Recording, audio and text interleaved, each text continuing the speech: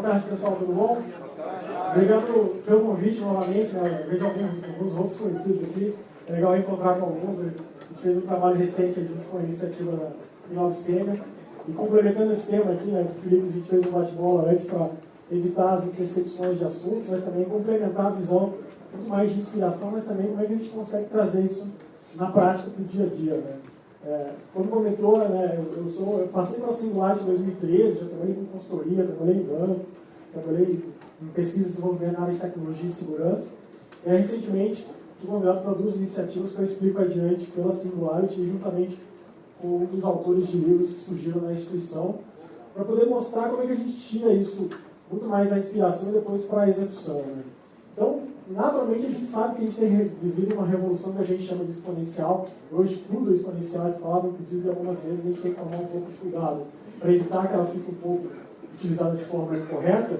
Mas, na verdade, o que a gente se preocupa e tem que pensar muito quando a gente está falando de uma organização grande, estabelecida, que concorre com grandes players do mercado hoje, mas também sofre ameaças de startups.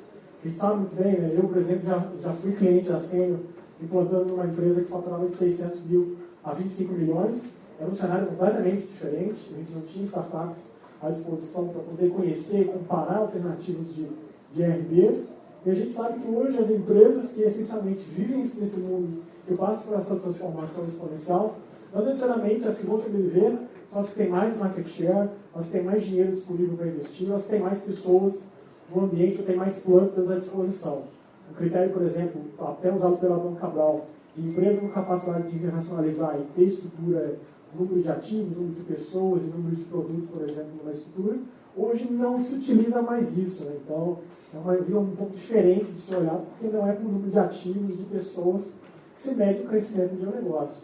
Então, essencialmente, não é uma empresa maior que vai ser a diferenciada, e sim a que mais tem capacidade de se adaptar, ou seja, a empresa que consegue rapidamente identificar os movimentos de mercado, concorrência, tecnologia, ou quando surge alguma coisa no curto e médio prazo, que se consiga prever quais os movimentos que a organização precisa tomar para tomar adiante e estar preparada para essa revolução que a gente chama de exponencial. Como é que a gente mostra alguns números que justificam que isso está acontecendo e que isso cada vez é mais próximo do nosso dia a dia, né? Algumas vezes são pequenas aqui, mas dá para a gente ver, é que o que a gente tem identificado é que muito do que a gente estuda e avalia hoje é o tempo, por exemplo, de competências profissionais tem caído muito, ou seja, 6% é a queda registrada das competências que a gente aprende numa faculdade, que a gente desenvolve, a gente lê um conceito, ou seja, cada vez mais a gente forma profissionais, identifica profissionais que saem da faculdade para o mercado, estudam alguma coisa no primeiro ano e que no último ano de graduação aquilo não vai ser utilizado ou mudou completamente. Então esse é um grande desafio de organizações que precisam crescer agilmente e precisam preparar e manter profissionais atualizados, porque eles precisam estar atualizados no dia a dia para concorrer com grandes empresas. Grande parte, por exemplo, das maiores empresas que tem, a gente compara o ranking da Fortune, por exemplo, de quase 50 anos, se a gente olhar no horizonte aqui, quase 90% das empresas não existem mais nesse ranking da Fortune. Empresas foram fundidas, sumiram, cisões, outras operações. A gente pode trazer para o mercado local.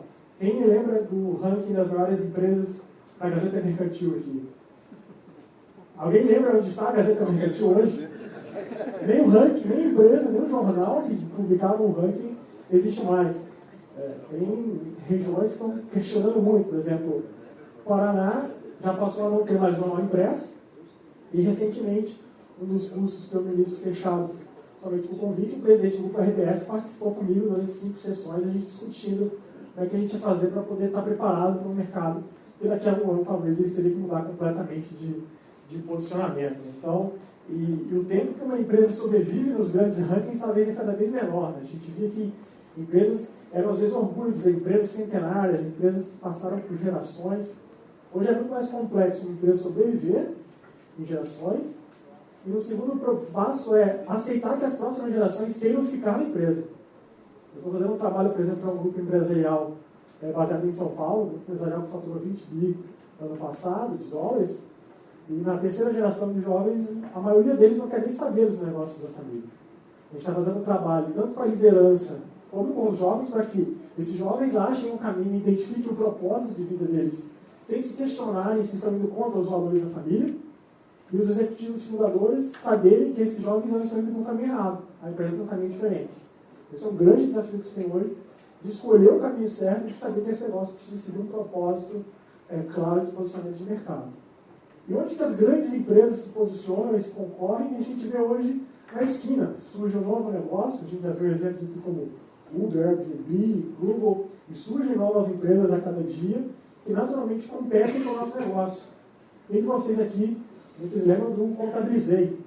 O Contabilizei concorre diretamente com vocês, frontalmente no negócio, abre uma empresa online, recebendo dinheiro de investimento, isso funciona, tem crescido exponencialmente e tem investidor colocando dinheiro no negócio. Conta Azul, eu lembro uma história que o Vini sabe muito bem, eu lembro que eu trabalhava num fundo, tinha um memorando de entendimentos para comprar o Conta Azul por $500 mil, 2 dias antes de iniciar o memorando, uma aceleradora americana selecionou eles. Ainda bem que eles foram no mercado global e estão crescendo. Bom para eles, ruim talvez para a concorrência. Movimentos a gente não consegue, não conseguia prever como é que é o movimento deles há alguns anos atrás, como é que a concorrência se movimenta. Trago um exemplo claro aqui para o nosso dia a dia. Em 2011, eu trabalhava no grupo empresarial executivo, passo do conselho startup no segmento de defesa cibernética. Quem aqui atua no Rio Grande do Sul talvez deve lembrar disso. Uma holding com 2 empresas operacionais. Eu discuti na época, inclusive foi a época da compra da operação no Rio Grande do Sul. Eu falei, pessoal, eu não quero uma máquina dentro de casa, não quero muito servidor, não quero nada dentro de casa, vamos fazer tudo na nuvem. Aí me disseram, não é possível porque eu não estou homologado. Eu, ok, vamos homologar. Quero o seu case, vou pagar para isso, aceito o risco, se precisar pagar o dobro da implantação, eu vou pagar, mas por questões de processo, velocidade, gestão, não foi feito. E durante o processo de implantação da RP, a gente sabe que projetos realmente têm grande chance de falhar, de 2 grandes riscos, né, grandes problemas para a gente. Teve a operação de compra da filial no Rio Grande do Sul, e isso mudou a estratégia, a gente não podia mudar muito. E no mês de novembro, a nossa contabilidade pediu rescisão do nosso contrato, porque estava muito complexo trabalhar com a gente, crescendo exponencialmente. Então a gente teve que trazer um contador para dentro da nossa operação de receber investidores. Mas naquela época a gente queria fazer uma solução completamente na nuvem. Hoje ela funciona com servidores virtuais, mas se talvez há 5 anos atrás a gente tivesse feito uma operação num RP, que é o Sapiens rodando completamente na nuvem, o cenário hoje seria um pouco diferente. Então talvez uma estratégia que a empresa esteja se direcionando. Ou seja, a Amazon talvez seja um dos grandes facilitadores, ou enablers, que a gente chama para esse tipo de mercado. Outros números que a gente mostra de como é que a gente tem identificado que empresas cada vez crescem mais rápido e essencialmente têm a característica exponencial de crescimento. Cada vez mais, empresas atingem de forma mais veloz o valor de um bi de mercado. Obviamente, com critérios diferentes de valor. Empresas mais tradicionais têm medição de valor de mercado essencialmente por fluxo de caixa, geração de valor, estoque, ativo fixo, enquanto empresas startups têm mais a questão de previsibilidade de quanto ela vai valer no futuro numa operação talvez de aquisição. Mas empresas, geralmente startups, podem levar 2, 3 até 4 anos só para atingir o valor de um bi, enquanto empresas industriais e tradicionais deveriam levar de 10 a 20 anos para atingir um valor de um bi de mercado. Tudo isso é sair desse paradigma que a gente às vezes pensa de forma lenta, previsível e escassa, de forma linear, para trabalhar numa abordagem exponencial. Né? Então, essencialmente, as palavras-chave que a gente mais olha aqui é sair do ambiente de escassez para o ambiente de abundância. Como é que a gente sai uma mentalidade que é muito complexo a gente mudar esse, a gente chama de mindset, para sair dessa abordagem. E isso não é definição só de empresas e de startups, de investidores também. Né? Quando a gente olha, por exemplo, o Mark Anderson, que foi o criador, quem lembra aqui do Netscape? Os criadores do Netscape. Eu lembro que na USP, inclusive eu fiz faculdade na USP, e um dos colegas falou que arrumava um emprego na Netscape. O primeiro caso de um brasileiro que a USP aprovou fazer estágio fora, porque eles só aceitavam um relatório de estágio em português. Então fizeram um relatório em inglês, ele estudou lá fora um tempo, trabalhou, e esse investidor hoje investe em grandes empresas no Vale do Silício, essencialmente tem um driver de crescimento de software.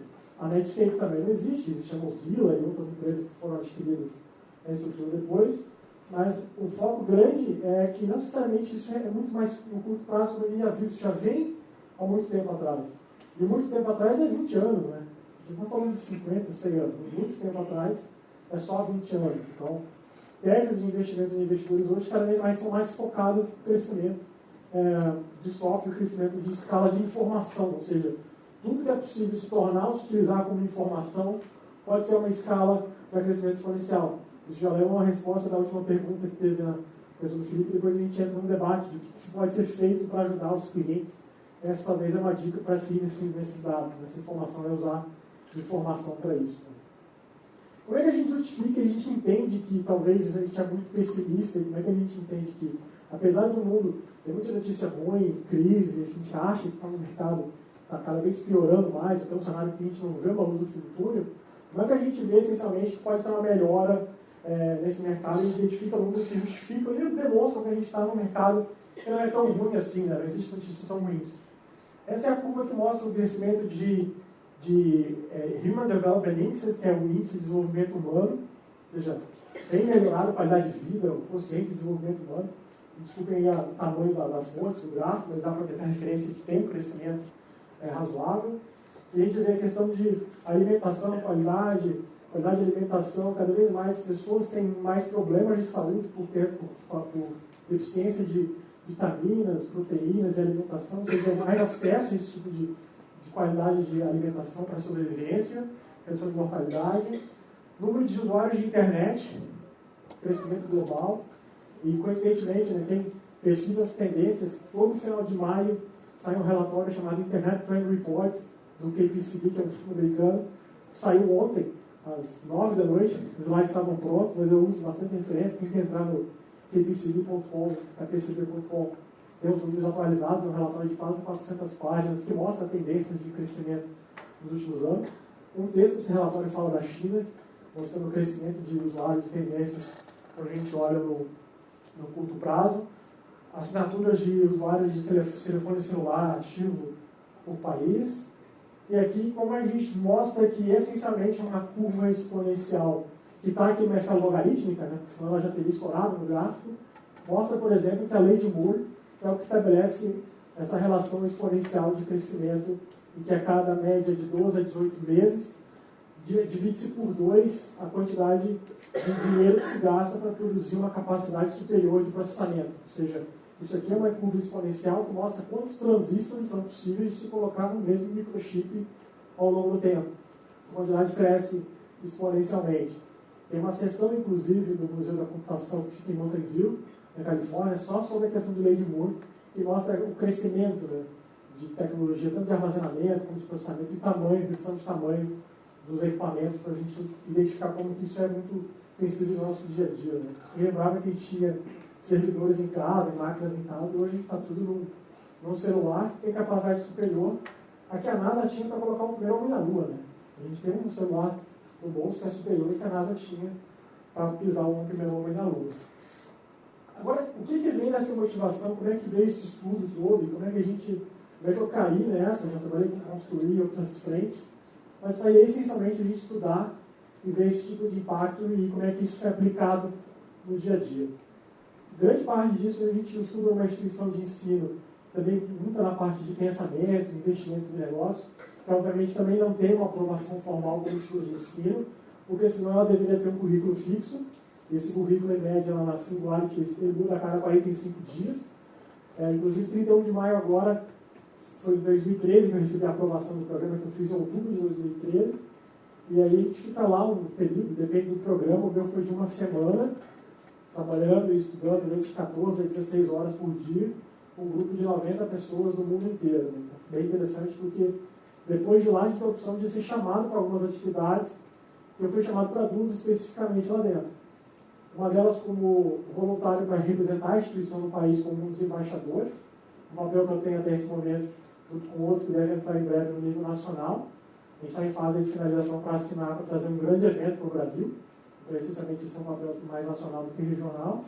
E um outro é que quando o Salim Ismail, que foi o primeiro presidente, identificou esses aspectos, uma das preocupações que a gente tinha, e eu também tinha essa, né, que ficamos lá uma semana, todo mundo, a gente chamava de Sleepless University, universidade que não se dorme, né, Singularity University.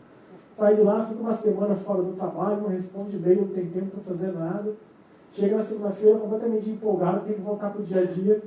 Aí o chefe, membro do conselho, pergunta como é que foi a semana aí, o que a gente vai aplicar no dia a dia? A gente não tem ideia do que a gente vai fazer, né? Porque a gente só chega inspirado, Muita gente quer largar o emprego, quer fazer uma coisa diferente, ir para a área de inovação.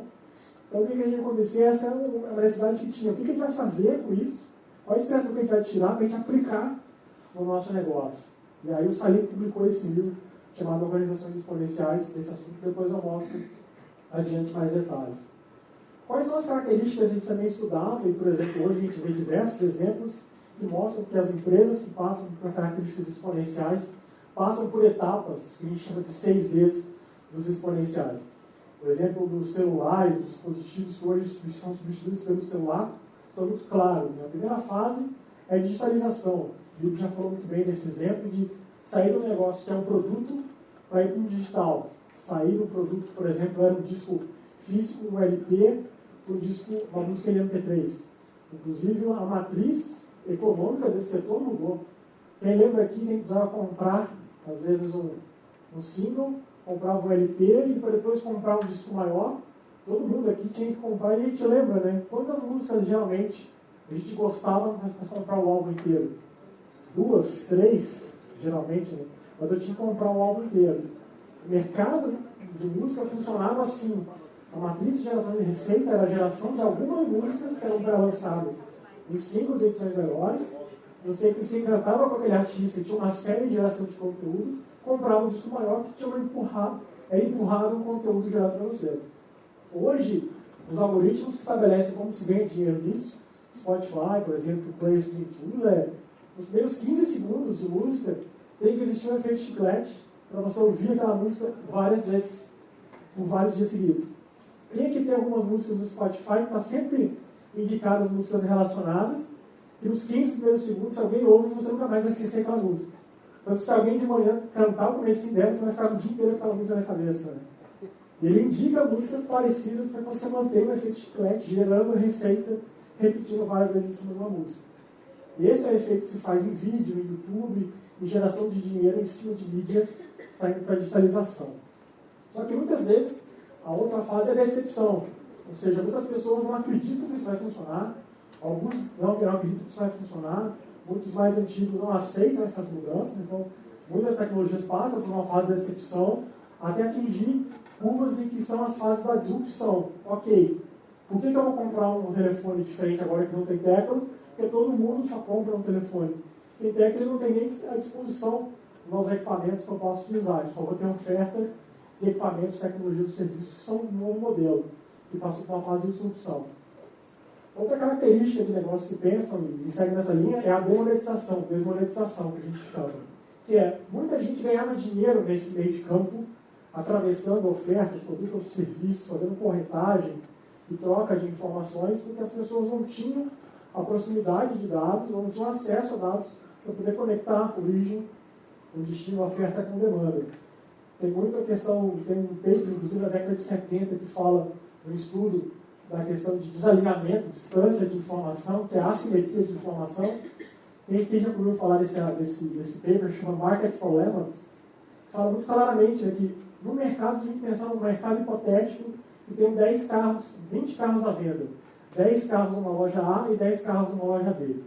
Quando você vai comprar um carro, eu confesso, eu não conheço mecânico suficiente para poder abrir um carro e dizer se aquele carro é bom ou não, se aquele motor foi refeito, se aquela pintura foi refeita, se esse carro realmente vale aquilo que está sendo pago.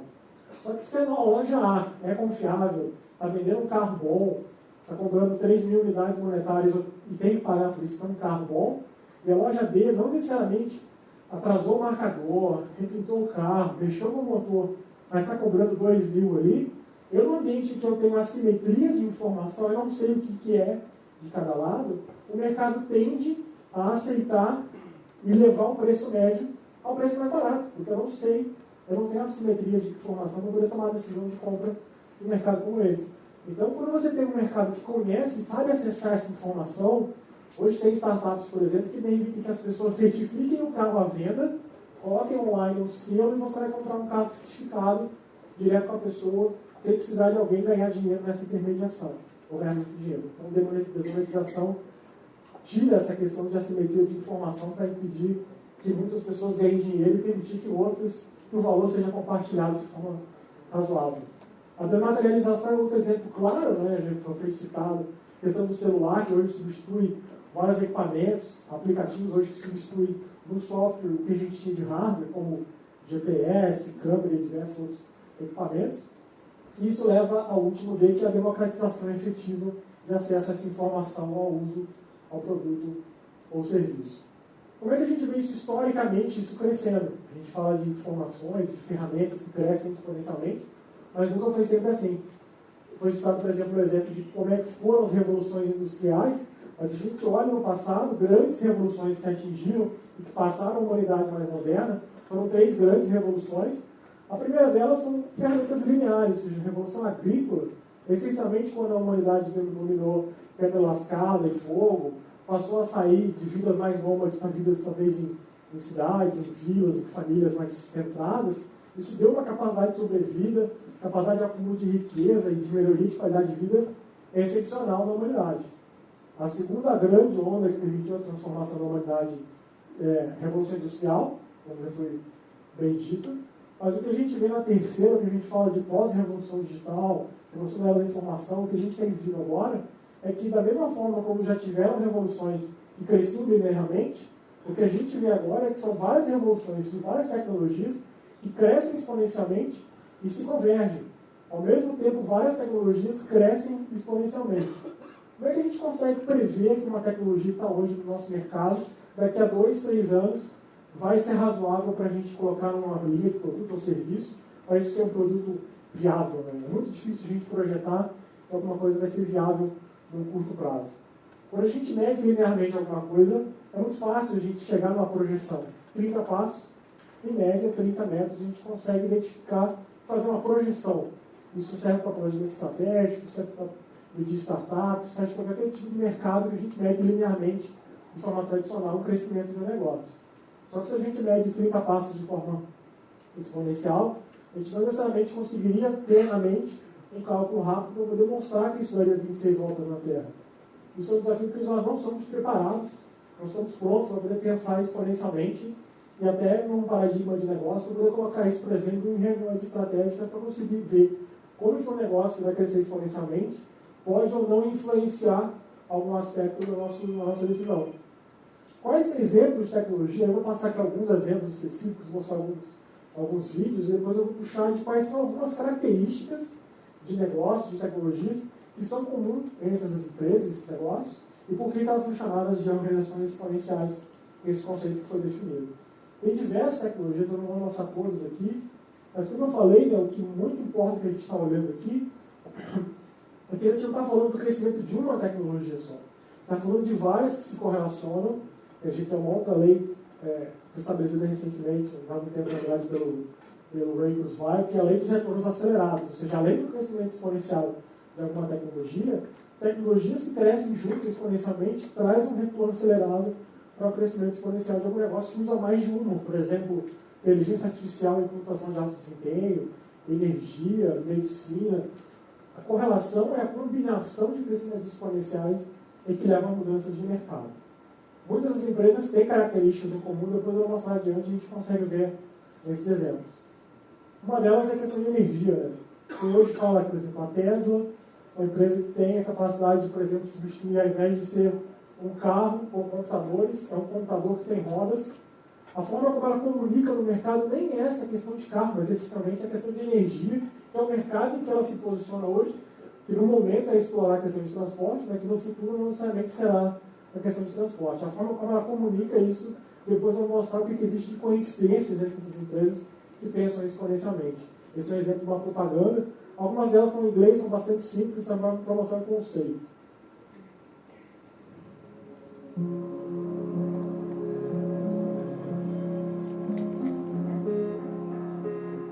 On January 3rd, the Knapp family took a road trip in their new, all-electric Tesla. Using free, solar-powered superchargers all the way. A road trip completely sponsored by the power of the sun.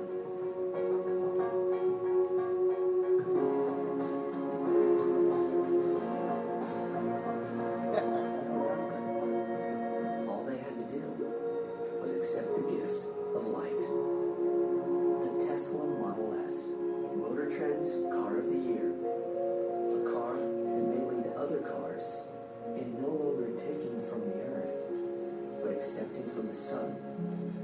hold memories per gallon of light. O foco da Tesla, essencialmente, é vender um produto que causa a necessidade das pessoas comprarem esse produto do que ele está atingindo no mercado, que é o mercado novo de energia, e essencialmente não vendendo um produto, mas vendendo o propósito de pessoas usarem um produto como esse. Esse é o foco depois, é o caminho que eu vou levar para a gente mostrar a questão do propósito especificamente nesse aspecto. Né? Outra questão de robótica. Tem várias tecnologias que têm crescido de forma com robótica. Essa foto que está embaixo, inclusive, é na frente da Bima, que é uma loja de telepresença, de robôs de telepresença, que fica em Palo Alto. Essa foto eu estava com clientes em fevereiro nessa loja. E tem outro exemplo bem recente, numa outra loja que eu vou mostrar adiante, um cliente que a gente foi, que ela faz robôs que usam dispositivos de internet das coisas para segurança física, para substituir guardas. Então, nesse caso, é um robô que faz identificação de sensores, identificação de imagem, ele cruza com as imagens do crachá das pessoas circulando na empresa, e ele manda alertas para o guarda, para as pessoas que estão na empresa, caso essa pessoa esteja em um local não autorizado. Esse robô já é usado em shoppings, em grandes empresas dos Estados Unidos. E esse exemplo, especificamente, tem até conta no Twitter. Ele manda mensagens, avisa quando tem algum problema, mas é um exemplo mais de publicidade da empresa, uma forma desse caso. Medicina é um outro ambiente que, essencialmente, vai sair muito mais da questão de reação à prevenção, usando dados como uma alavanca de crescimento. Obviamente, é um mercado que precisa amadurecer muito, porque cada vez mais ainda o custo cresce muito, precisa amadurecer muito para reduzir o custo de tratamento médico, de captação de dados, para usar isso de forma histórica. Esse é um vídeo de exemplo adiante que eu vou mostrar, que foi criado também por um desafio que saiu dos fundadores da Singularity, chamado X-Prize, que basicamente é uma iniciativa que dá prêmios em dinheiro, gera o engajamento de pessoas para dar prêmios em dinheiro para pessoas que resolvem grandes problemas. Nesse caso, o problema que foi colocado na mesa era criar um dispositivo do tamanho de um celular durante 5, 6 anos, o tempo que fosse necessário, foi concluído recentemente, e que esse dispositivo fosse igual ao Star Trek. Quem lembra aqui do tricorder de Star Trek? Dispositivo médico que conseguiria fazer várias coisas, ler características das pessoas, e foram criadas várias empresas que competiram por esse prêmio. Obviamente, muitas delas gastaram mais do que os 10 milhões de dólares de prêmio, mas tinham produtos testados e validados. Essa é uma das empresas que estava na final, terceiro ou quarto lugar, não foi a ganhadora, mas um caso interessante dela é que no segmento médico, para quem tem que ter aprovação para funcionar nos Estados Unidos, tem que ter aprovação do FDA. Mas hoje o problema dela é ser aprovada pelo FCC de comunicação, equivalente à Anatel, porque ela usa dados. Ou seja, hoje nem a legislação está pronta para saber quem que comanda e regula quais tipos de equipamentos ou setores. Esse é um exemplo bem interessante.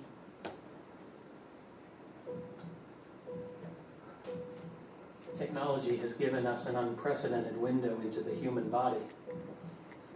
But on a day-to-day basis, we're still in the dark about our own health. We are changing that. What if instead of fearing the worst when you notice something out of the ordinary, you could identify the condition yourself? Reconhecimento de imagem. Getting the right diagnosis would save you worry It says it's roseola. and an unnecessary doctor's visit. Pré-diagnóstico. Rest at home, it's okay. Instead of hearing about a viral outbreak on the news, imagine you got an alert that was Identificação de tailored to your vacina. family's needs. It would also give you advice about what to do next. What if you had a way to identify what was wrong right away? It says it's 103.8. A way to get all of the information you need to understand the situation.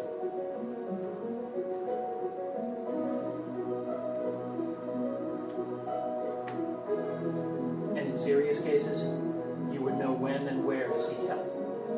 It recommends taking it to urgent care. We're building a way for people to check their bodies as often as they check their email. It's all possible, and it's only the beginning.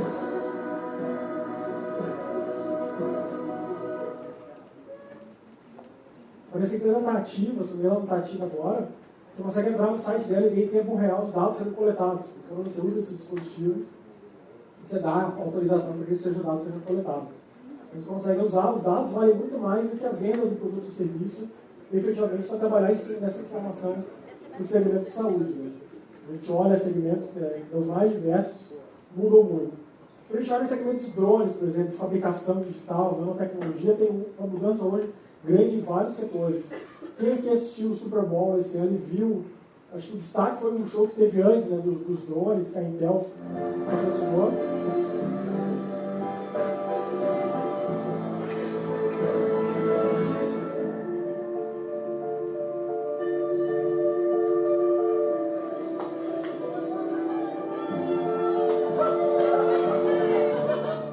E já tem festivais de pessoas treinando inteligência para que esses drones troquem informação e façam formas completamente diferentes de arquitetura de shows e de esses aspectos específicos.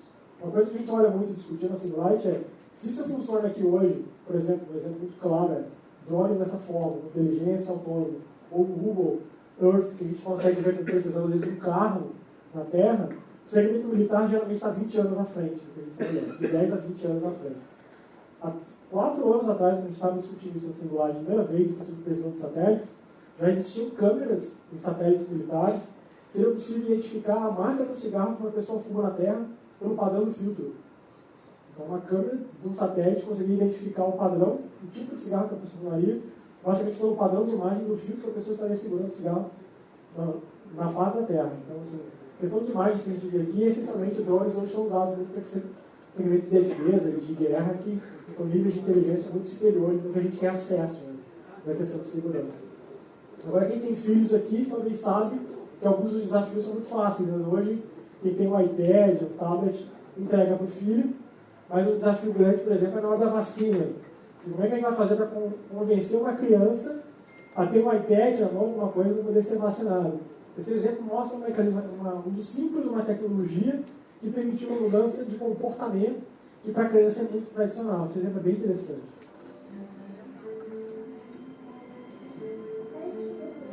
Tirar a agulha, tem uma agulhinha. Minha mãe tá aqui pra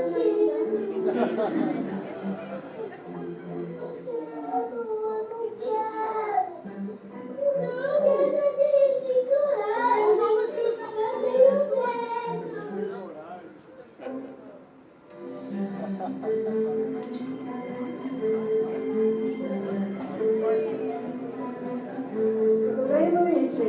Você gosta de super-herói?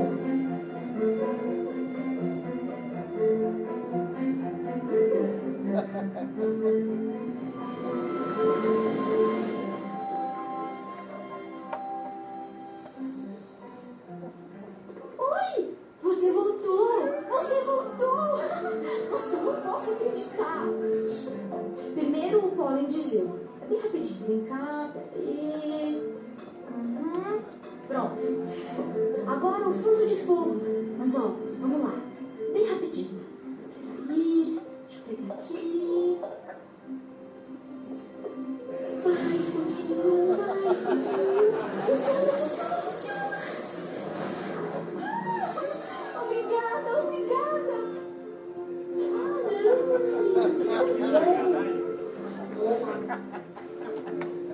É a primeira vez que eu vejo em 15 anos da minha atuação profissional com vocês que a realidade virtual pode transferir a dor em entretenimento. Então, isso muda várias formas e às vezes uma forma simples, né, criativa, que resolve um problema que, para quem é pai, sabe realmente como é que endereçar um problema como esse. Né? Ou seja, a gente vê vários negócios, dos mais complexos até os mais simples, que é cuidar do filho, como usar esse modelo de transição, né, de paradigma. Como é que a gente saiu, né, comentei, né, como é que a gente saiu de uma inspiração para, ok, vou executar isso. Né? Quem aqui já ouviu falar desse livro? Quem aqui já leu ele? Eu lembro que eu tenho algumas pessoas que já leram, já indiquei, né, e foi interessante porque quando o Salim Ismail foi lançar esse livro, 2 meses antes de publicar, ele mandou um e-mail para a rede de pessoas de contato dele, que falam com ele bastante de tabela singular. Ele mandou uma cópia do livro para a gente e falou: leiam esse livro, daqui uns 2 meses a gente vai marcar um conference call com todo mundo que leu, para a gente discutir, porque quem já leu e viu a pré-edição tem alguma sensação de que vai ser alguma coisa interessante. A gente se reuniu na época, basicamente 100 pessoas, hoje são 120, de 18 países, hoje são 120 pessoas de 18 países, falam 11 idiomas, A gente teve acesso ao livro, a gente leu antes, a gente criou uma metodologia com base nos conceitos em que o livro identificou de comum que existem essas empresas que mais cresceram, que são as exponenciais. Então a gente criou uma metodologia que a gente, identificando o que existem em startups, empresas que cresceram exponencialmente, o que a gente consegue fazer para ajudar grandes organizações a se tornarem mais adaptáveis nesse cenário de crescimento exponencial. Então esse aqui, na verdade, foi o segundo encontro que a gente teve presencial. Estou no canto direito superior escondido, eu tinha torcido o pé no Canadá, a gente fez uma reunião no Canadá recente. A outra que foi há 4 semanas atrás em Madrid, a gente se encontra anualmente para revisar questões do livro, metodologia e definir ferramentas para atender clientes globalmente. Eu teve clientes como Procter & Gamble, Interprotection do México, está rolando a Visa agora em São Paulo. Eu tenho um cliente que é franco-brasileiro, que é o maior do segmento dele global. E a gente comenta, né? Essencialmente a gente atende clientes que fazem e buscam transformação como o Vaticano. Quem disse que não pode buscar uma transformação? Né? O Vaticano é um cliente nosso e a gente participou de sessões de brainstorming para identificar como que a liderança da Igreja Católica vai se transformar nos próximos anos com a mudança de revolução exponencial. Óbvio que a gente não pode abrir os detalhes aqui, mas tem algumas questões bem interessantes que saíram dos workshops com o Vaticano. Quais são os conceitos? Aqui eu vou mostrar alguns exemplos do que a gente identifica das empresas, organizações exponenciais. Me perdoe, esse gráfico está em inglês aqui, os próximos estão em português, mas a principal característica que a gente estava em comum entre todos os exemplos de tecnologia, os negócios, é o propósito massivo e transformador. E já leva a resposta a uma pergunta que o colega fez antes aqui, é que o que a gente precisa fazer para resolver o problema dos nossos clientes, o que a gente precisa entregar de solução, mas a pergunta talvez não seja essa, qual o porquê que eu preciso responder? Esse cliente tem perguntas, esse cliente realmente tem um porquê, e ele não te pergunta o que você está vendendo, ele te diz um problema que ele tem, aí você vai ter que ajudar a resolver esse problema com as caixinhas que você tem em casa para resolver. E quando você pensa em propósito, é essencialmente tanto para dentro, para a sua organização, como em usar o que o cliente tem de propósito para essencialmente ajudar o cliente a achar o caminho. Então tem vários exemplos, claro, de organizações que já têm o que a gente chama de propósito massivo transformador, que é uma visão externa, que busca engajar clientes, parceiros, até funcionários, do que é diferente com uma missão, visão e valores tradicionais, que é mais para dentro do negócio. A X-Prize, por exemplo, aquela organização que eu falei que gera prêmios para resolver grandes problemas da humanidade, o propósito massivo transformador dela é inovações radicais para o benefício da humanidade. O Google, o propósito massivo transformador é organizar toda a informação do mundo. Da Alphabet, na verdade, a holding que controla o Google. Né? O TED, quem que sabe aqui o propósito massivo transformador do TED? Uma série de conferências. Ideias que merecem ser compartilhadas. Então, esse é um exemplo claro. Né? Esse aqui, quem sabe o propósito massivo transformador da Coca-Cola? Qual? Abra a felicidade. Inclusive, deve ser um cliente nosso para mudar o MTP. Eles talvez queiram mudar o MTP. Estavam conversando com a gente sobre isso aqui. Ou seja, existem várias formas que a gente identifica de organizações que pensam primeiro de fora para dentro. Tem uma palestra do TED, que é uma das mais vistas, é importante, depois tem como referência, do Simon Sinek, que fala o porquê que organizações que não pensam exponencialmente numa linha como essa, essencialmente começam a oferecer o quê? Chega num cliente e diz, eu tenho esse produto, que tem essa caixinha, que tem essa funcionalidade, que tem essa versão, que atende tantos usuários, e que tem esse compliance com a legislação. Eu vou implementá-lo em tantos dias, te cobrando tanto, isso vai te custar tanto no seu resultado. E o porquê você responde no final. Por que você precisa disso? Enquanto a linguagem, a forma de se comunicar e de identificar o que esse cliente precisa, é o contrário. Você vai dizer por que esse cliente te chamou. Porque ele tem um problema, uma preocupação em não ter um processo legal, por falta de compliance com a legislação, porque ele tem que pagar o funcionário deles em dia e fechar a folha corretamente para ter produtividade, para dar felicidade para o funcionário e conseguir atingir os resultados. Como ele vai fazer isso? Trazendo um sistema, implementando um sistema de gestão, um sistema de fechamento de folha, como o que ele vai fazer, ele vai escolher o sistema que resolve esse porquê dele. Vai implementar o sistema, por exemplo. Então, esse é um exemplo claro. Como é que organizações pensam como isso? E como é que organizações que trabalham em setores muito próximos pensam de forma diferente? Empresas que comunicam de dentro para fora e de fora para dentro. A Dell é um exemplo claro de como continua pensando de fora para dentro. Quem compra Dell, quem conhece Dell, essencialmente escolhe o Dell porque ela é resistente, é rápido, tem um bom microchip, um bom processador, é compatível, te resolve um problema. Você compra o produto, você não compra o propósito em cima. Esse é um exemplo de uma propaganda antiga que mostra essencialmente de fora para dentro como que a Dell comunica para o mercado. Thanks for calling Dell. What can we build for you? I need a computer for videos and music. Okay, let's start with a new Intel Core 2 Duo processor. Sounds great. Okay, now let's talk about a monitor. I was thinking about a 20-inch. But wait, let's step it up to the widescreen. All right, we'll send it right out. Call or go to Dell.com today to custom build your system. Because at Dell, we don't build technology for just anyone. We build it for only one. You. Dell. Purely you. Vou comparar com a Apple. Como é que a Apple comunica um produto com o produto para o cliente?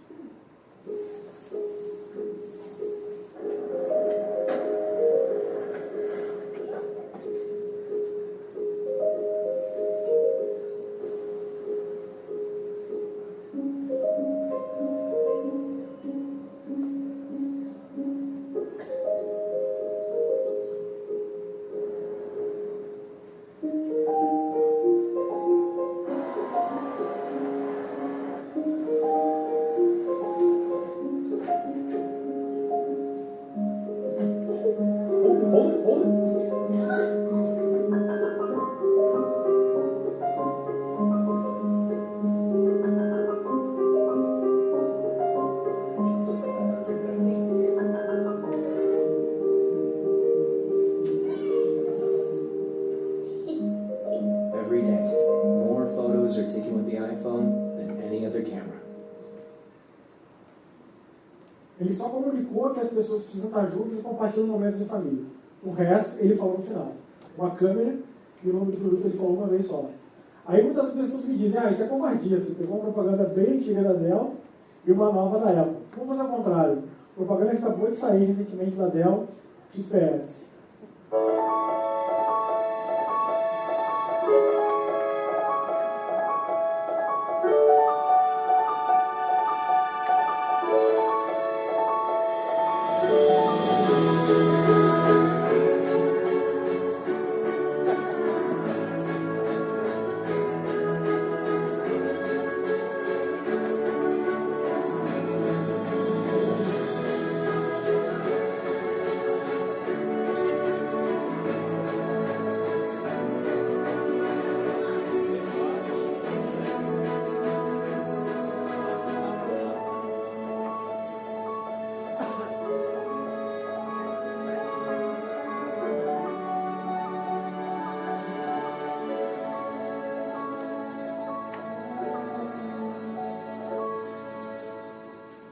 Eu já tive duas oportunidades de ter na plateia gente da Dell.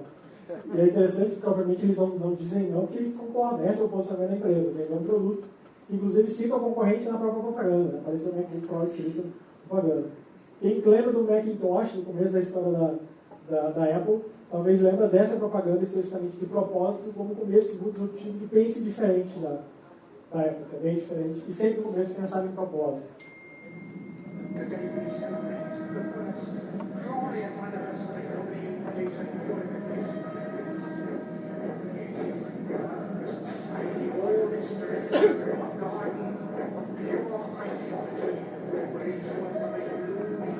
Secure from the pests of any contradictions. Force is more powerful a weapon than any fleet. What are we on earth? We are one people, with one will, one resolve, one cause. Our hands shall talk themselves to death, and we will rally them with their own compulsion. We shall prevail.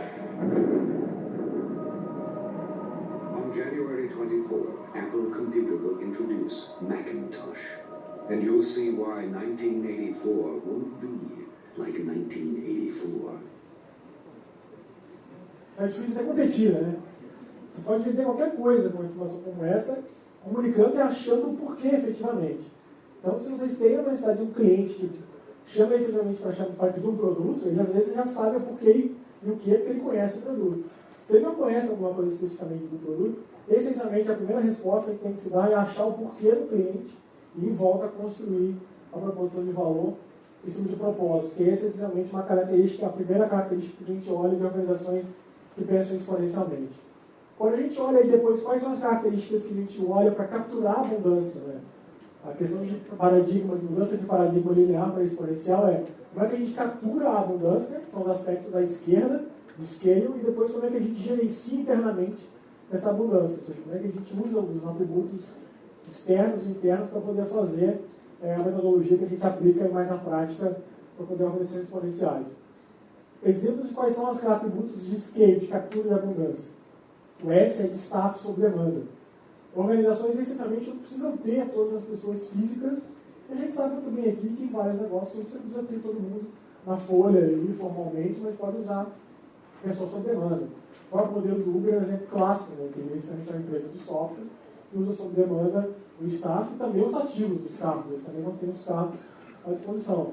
O próprio Kaggle, na verdade, é um exemplo que foi dado anteriormente, ele nem existe mais separado, o Google comprou o Kaggle, é uma plataforma de criação de algoritmos de inteligência de aprendizado de máquina. Você pode colocar um desafio nessa plataforma, diz quanto você vai pagar, e desenvolvedores do mundo inteiro entregam para você um desafio e um algoritmo, e o melhor algoritmo é o que ganha o prêmio para desenvolvimento. Você não precisa ter os melhores data science dentro de casa, você coloca no Kaggle e recebe um algoritmo.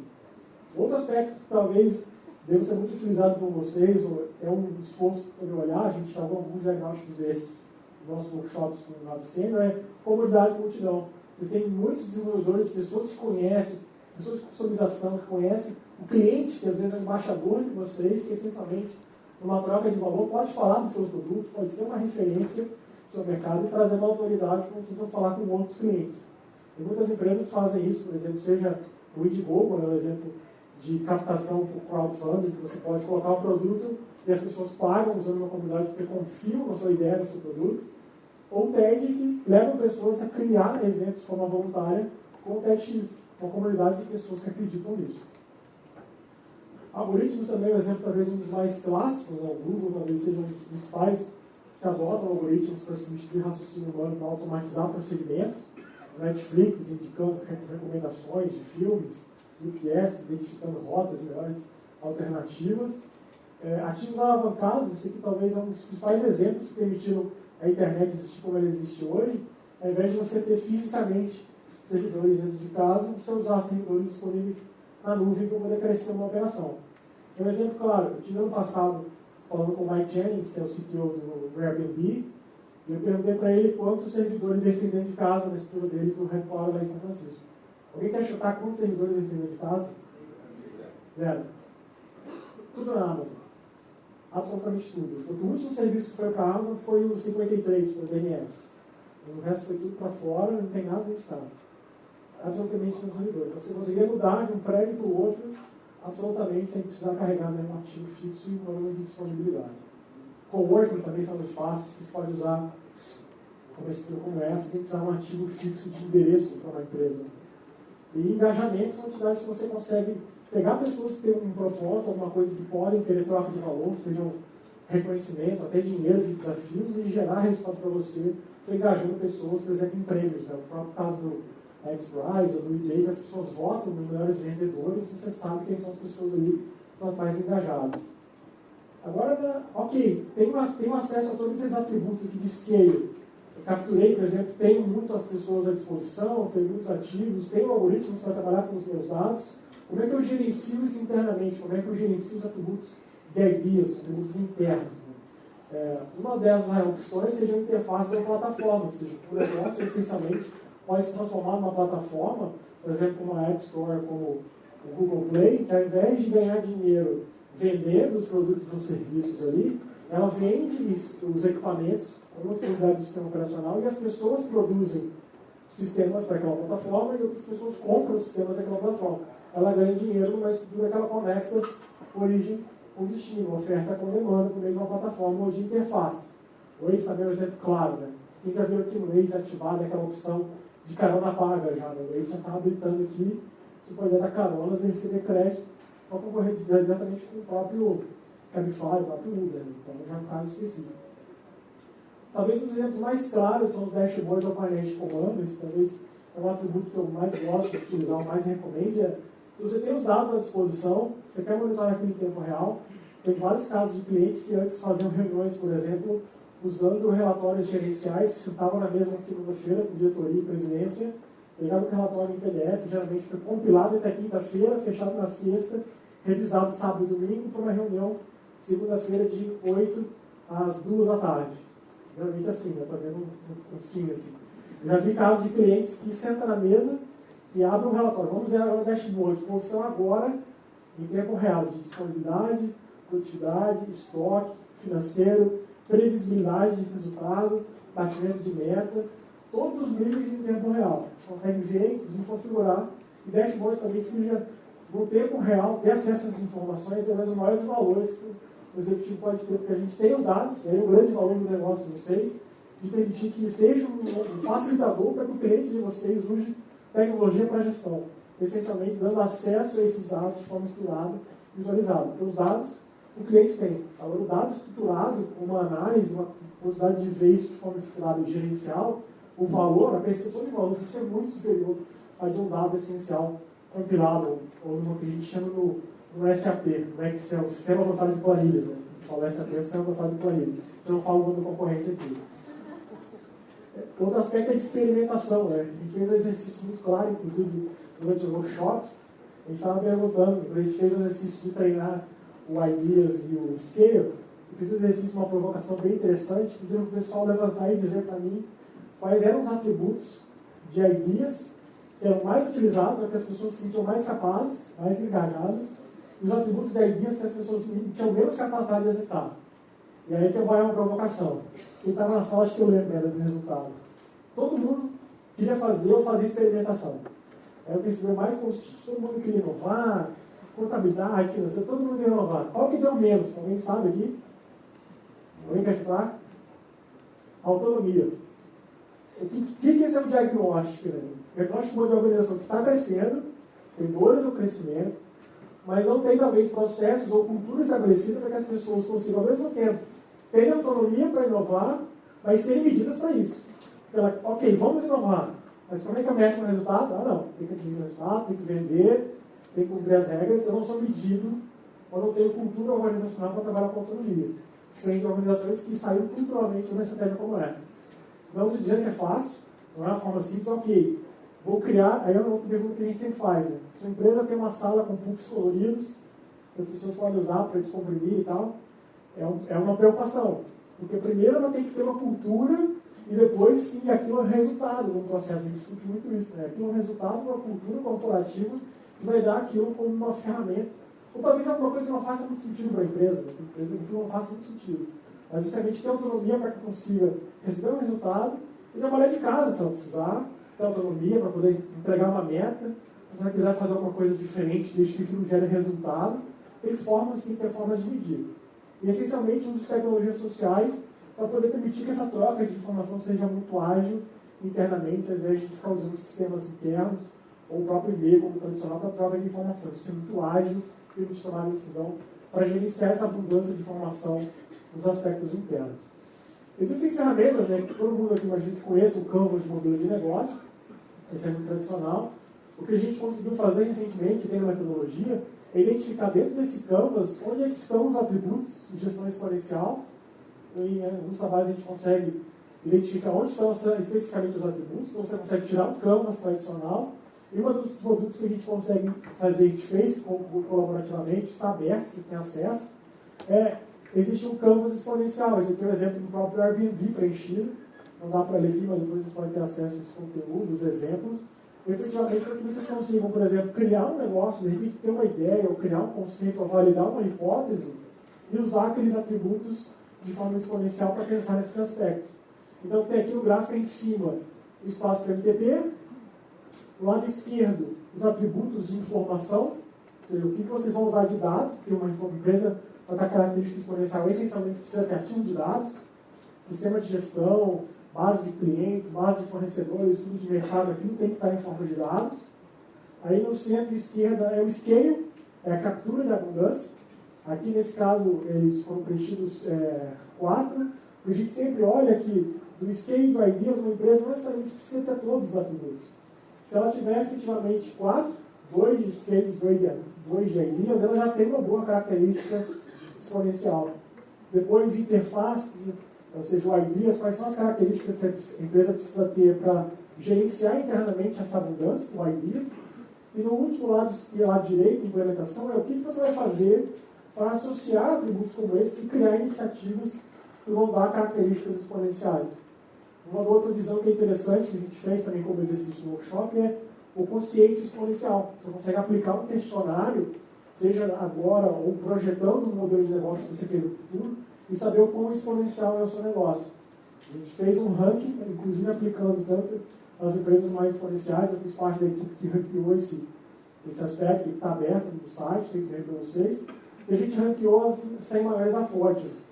Uma coisa interessante que talvez a gente chama de diagnóstico, que para vocês faz bastante sentido, é que a gente fez isso e analisou também a performance financeira dos últimos anos.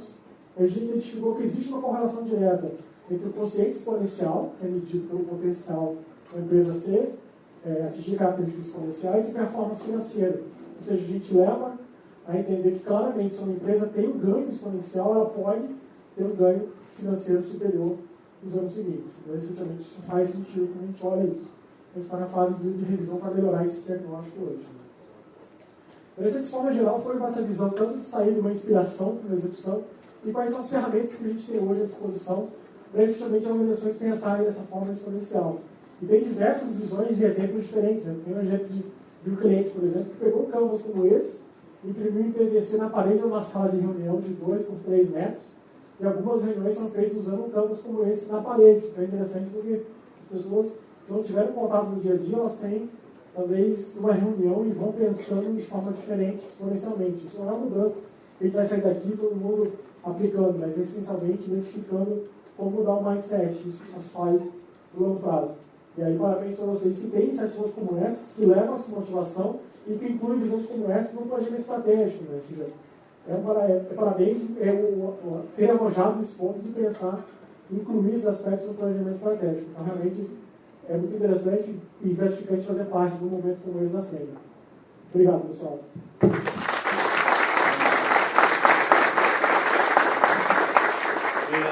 Vamos fazer uma roda de perguntas ainda, mas vocês veem que estão circulando os post-its. Para não todo mundo levantar ao mesmo tempo, já estamos quase no fechamento, ir anotando as ideias. Eu sei que são muitas ideias malucas, com certeza, muitas oportunidades. E no final, a gente vai fazer essa transferência. Mas eu queria abrir ainda espaço para perguntas. Por favor, aqui. Meu nome é Marcelo, parabéns pela palestra aí, Francisco, e eu gostaria de entender assim, né?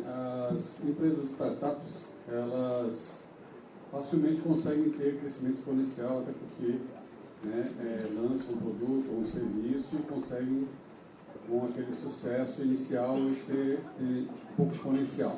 Né? Agora, quando uma empresa grande, né, ou se torna grande, né, da tua experiência de ter vivido esses workshops, esses trabalhos com essas empresas para que elas se tornassem exponenciais, ou as histórias das que foram exponenciais, né?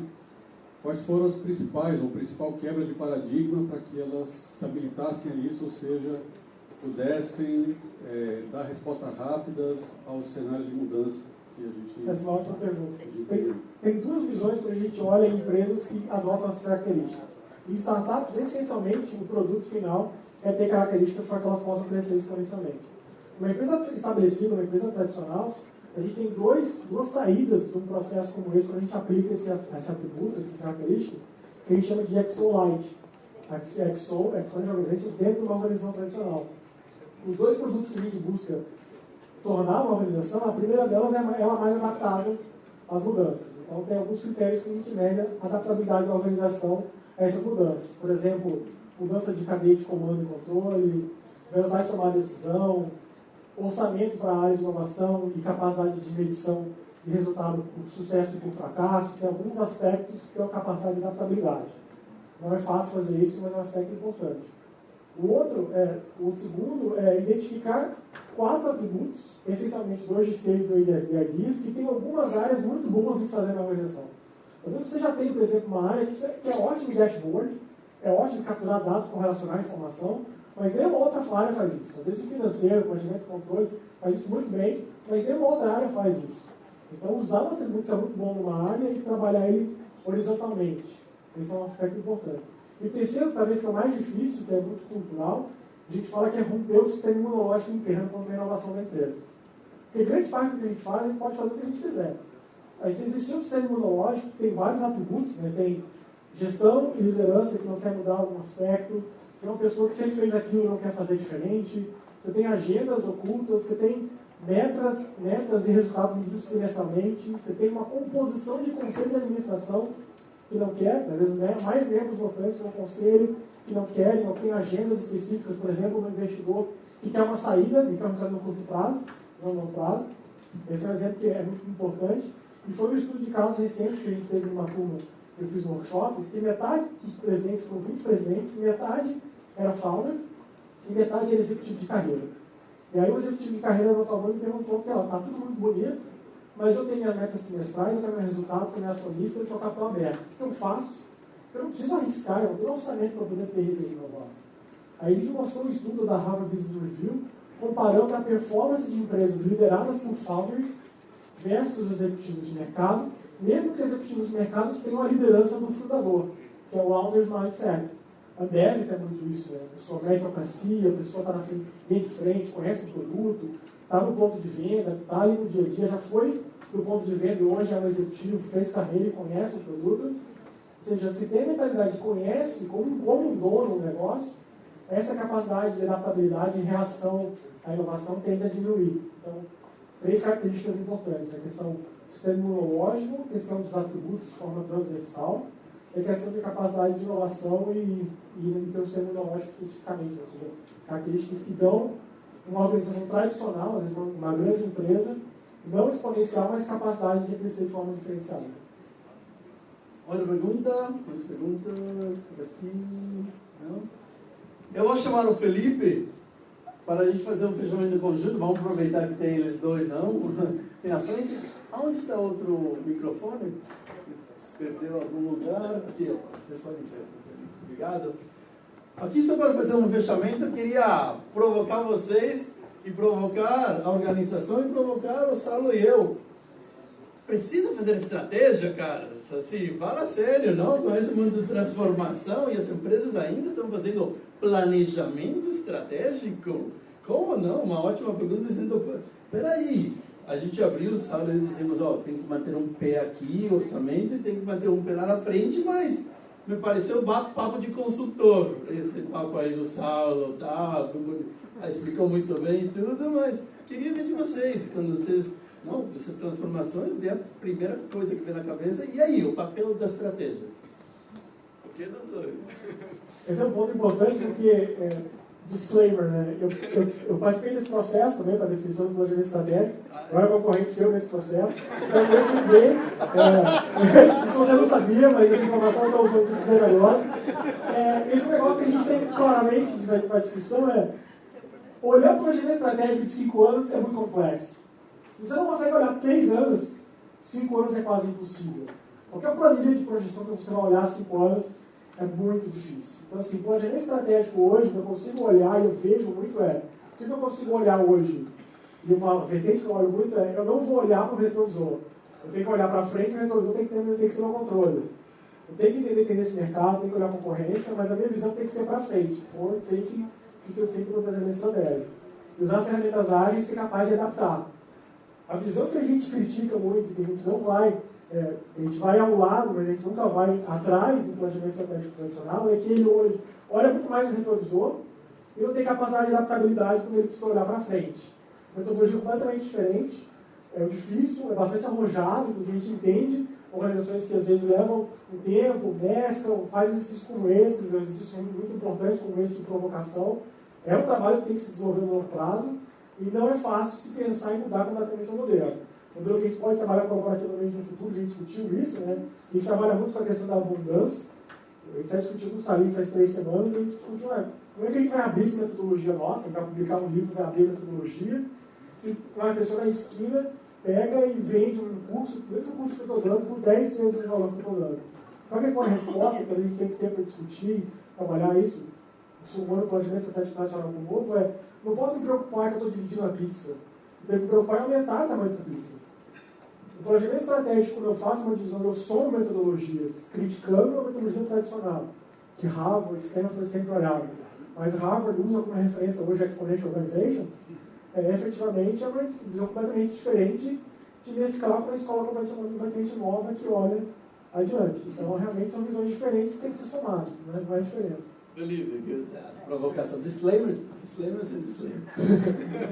Eu sou a favor também, acho que o Milagres falou de conectar as coisas. Eu acredito muito em conexões e principalmente em pensar sistemicamente. Eu acho que pensar sistemicamente envolve olhar todos os lados, todas as possibilidades, né?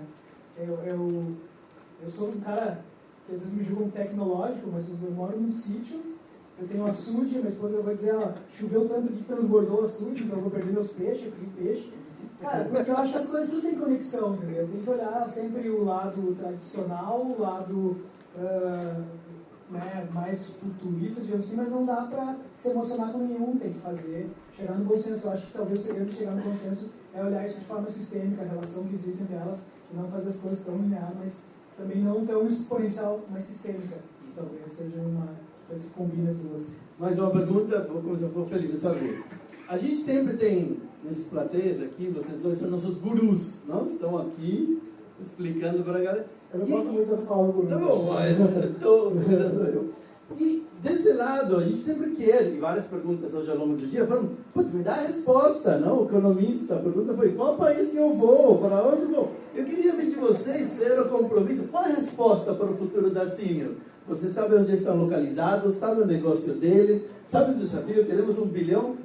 Felipe, nos dá já o caminho das pedras, a gente economiza, já fala pra gente. Né? Brincadeiras não faz assim. Qual você acha que é um caminho legal para uma empresa desse tamanho com esse sentido? Depois vem você. Posso responder perto da porta? Não, eu acho que até já foi falada a resposta, e quando veio a pergunta daqui, eu olhei para o Milagres lá e não respondi, porque eu deixei para ele responder depois, que é encontrar o porquê. Eu acredito muito nesse negócio de propósito, e olhando empresas, startups, empresas grandes, estudando, conversando, as que encontram o seu porquê, o resto flui natural.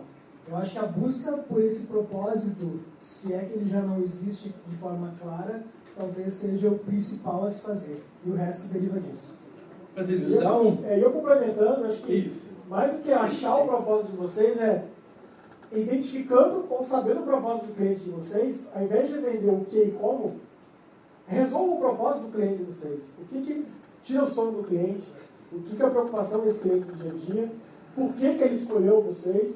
Pelo resto, o produto vai sair, a oferta vai ser implementada, a solução vai ser encontrada. Aí, se iniciar uma conversa com o cliente, oferecendo o que e como, ao invés de achar o porquê que esse cliente precisa de uma solução de software, essencialmente a resposta já vai no caminho contrário, porque ela pode chegar no porquê que não é necessariamente o correto. Então, quando a gente faz o processo de venda, imagino que tecnicamente, conheço muito bem como cliente, lado de cliente, tecnicamente eu me lembro hoje, o pessoal lá, levantando os requisitos, definindo o propósito, dizendo que era uma empresa local do Sul, se eu precisasse ligar para alguém, eu precisaria ligar para São Paulo ou para a Alemanha, eu teria aqui alguém fazendo isso para mim. Isso conecta com o propósito do cliente. Se você achar os pontos de conexões, o propósito de vocês, o propósito do cliente, por que o cliente ligou para vocês, o que o cliente precisa ficar com a Senior, o que está em volta construído, o que e como funciona muito bem. Veja, legal, galera, obrigado de novo.